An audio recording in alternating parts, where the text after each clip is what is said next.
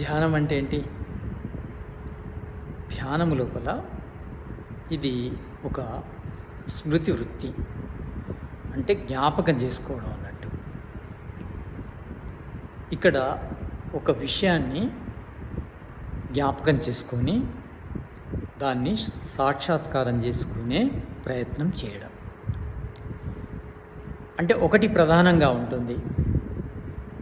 దేనిపైన అయితే ధ్యానం చేస్తున్నామో అది ప్రధానం.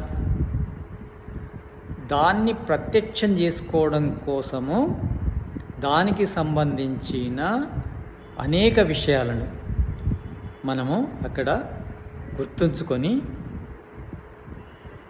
ప్రధానమైన విషయాన్ని పొందే ప్రయత్నం చేయాలి. ధ్యానం నిర్విషయం మనః అంటారు. అంటే వేరే విషయాలు ఏవి రాకుండా